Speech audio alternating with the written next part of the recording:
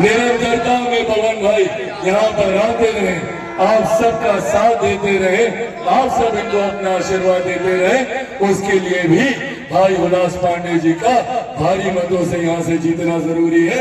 अब अगर आप सबका आशीर्वाद हो, अब अगर आप सबका आशीर्वाद हो तो एक बार जोरदार ताली बजाकर आप लोग अपना आशीर्वाद दे दीजिए। इनको विजय की माला पहना दीजिए, विजय की माला पहना दीजिए, जोरदार ताली से अपना आशीर्वाद दीजिए।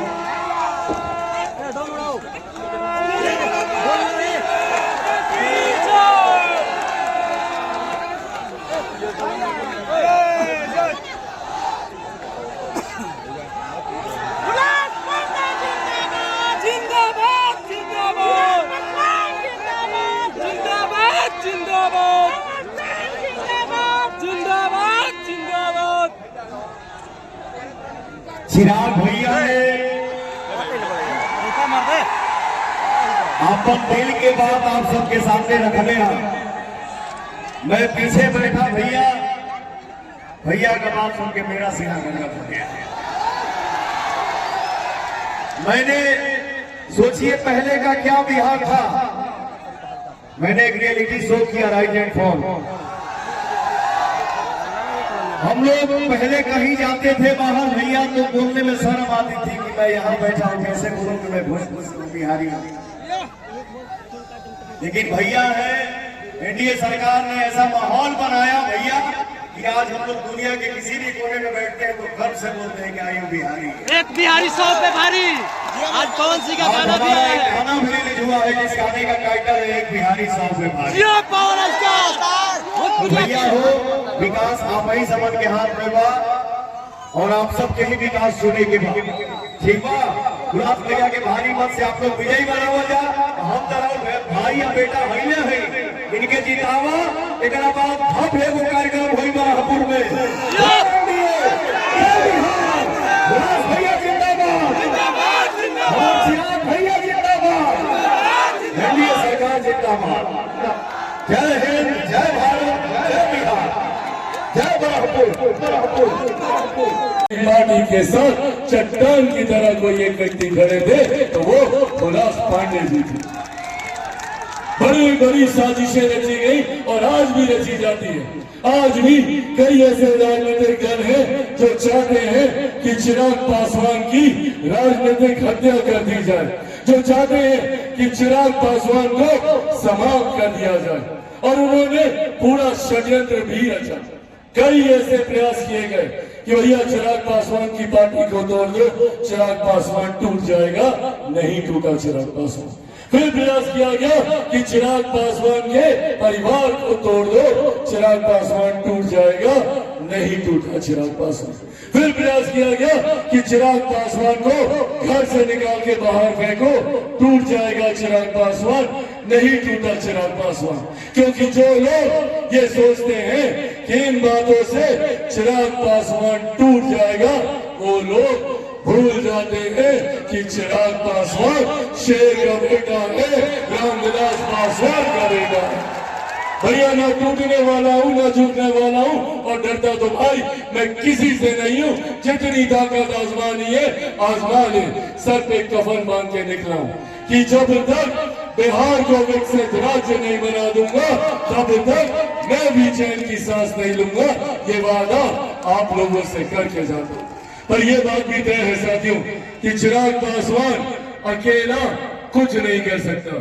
चिराग पासवान को जरूरत है तो निरंतरता में आप सबके साथ की, आप सबके सहयोग की। बिना आपके ना मैं बिहार को फर्स्ट बना सकता हूं, ना बिहारियों को फर्स्ट बना सकता हूं। मेरे प्रधानमंत्री नरेंद्र मोदी जी की सोच वाला बिहार को अगर बनाना है तो उसमें हम सबको जात पात धर्म मजहब से उठकर हम सबको एक होना होगा। एकजुट होकर ही हम लोग सही मायनों में उस विकसित बिहार का निर्माण कर सकते हैं जिसका सपना मेरे प्रधानमंत्री आदरणीय नरेंद्र मोदी जी ने देखा। साथियों, एक लंबे समय के बाद आज जब बिहार को ये डबल इंजन की सरकार मिली है तो इसका जितना लाभ हो हम लोगों को लेना चाहिए। आज मुख्यमंत्री नीतीश कुमार जी के नेतृत्व में एक के बाद एक ऐसे फैसले लिए जा रहे हैं जो सही मायनों में बिहार को अगले 5 सालों में एक विकसित राज्य बनाने का काम करेंगे। एक ऐसी सरकार का निर्माण किया जाएगा जो अगले 5 सालों में बिहार को उस दहलीज पर लेकर जाएगा जिस दहलीज पर बिहार विकसित राज्य बनने को होगा। आज हम लोग जब देखते हैं कि भैया दिल्ली मुंबई चमचमाते शहर है, हम लोग भी चाहते हैं कि बिहार भी ऐसा ही चमचमाता शहर बने। दिल्ली में मैं पला बड़ा हूँ, मुंबई में मैंने काम किया, पर मैंने आज तक कभी नहीं देखा कि कोई दिल्ली का लड़का बिहार आता हो शिक्षा के लिए या कोई मुंबई का लड़का बिहार आता हो रोजगार के लिए। हम बिहारियों को ही बिहार से बाहर जाना पड़ता है। ऐसी व्यवस्था उस 90 के दशक में तैयार की गई थी, जिसकी वजह से निरंतरता में बिहार से पलायन होता रहा। पर आज एक ऐसी व्यवस्था के निर्माण के लिए हम लोगों की एनडीए की सरकार संकल्पित है।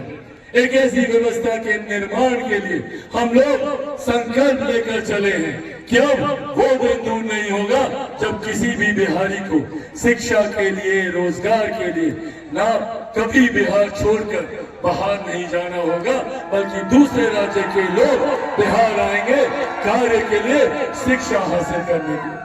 भैया हमारी धरती एक से एक महापुरुषों की ये धरती रही है। एक समय ऐसा था जब देश तो भूल जाइए, दुनिया ने कभी शिक्षा के महत्व को नहीं समझा था। तब हम लोग नालंदा यूनिवर्सिटी पर हम लोग फख्र करते थे। तब देश विदेश से लोग आते थे बिहार शिक्षा हासिल करने के लिए। गौतम बुद्ध की ये धरती रही है, गुरु गोविंद सिंह जी की ये धरती रही है, भगवान महावीर की ये धरती रही है, मेरी माता सीता की ये धरती रही है। पर आज तक किसी ने नहीं सोचा कि मेरी माता सीता के मंदिर का निर्माण किया जाए। आज 500 साल तक प्रभु श्री राम लल्ला अयोध्या में एक टेंट के नीचे विराजमान रहते थे, कभी किसी ने उनकी सुध नहीं ली। देश में एक ऐसा नेतृत्व आया और इसके लिए प्रधानमंत्री जी का जितना धन्यवाद किया जाए उतना कम है। देश में एक ऐसा नेतृत्व आया जिन्होंने 500 साल के बाद राम लल्ला के लिए अयोध्या में भव्य मंदिर का निर्माण करने का काम किया। और आज मेरी माता सीता के लिए उतने ही भव्य मंदिर का निर्माण हम लोग सीतामढ़ी में हम लोग करने जा रहे हैं। साथियों, आस्था एक तरफ, पर सोचिए रिलीजियस टूरिज्म को जब बढ़ावा मिलता है तो एक राज्य का राजस्व कितना बढ़ता है। जहाँ एक तरफ हम लोगों की आस्था को सम्मान मिलता है तो वहीं दूसरी तरफ इससे राज्य को कितना फायदा होता। जब देश विदेश से लोग आएंगे और हम लोगों की धरती में हर वो संभावनाएं हैं कि इसको रिलीजियस टूरिज्म के तौर पर हम लोग इसको विकसित कर सकते हैं। जब देश दुनिया से लोग यहाँ पर आएंगे, यहाँ पर आकर दर्शन करने जाएंगे, यहाँ के लोगों से मिलेंगे, तो सोचिए धीरे धीरे यहाँ की व्यवस्था कोई दिल्ली मुंबई से कम नहीं होगी, बल्कि देश के सबसे विकसित राज्यों में, सबसे अग्रणी राज्यों में मेरा बिहार होगा। ये वादा मैं आप लोगों से करके जाता हूँ। अंत में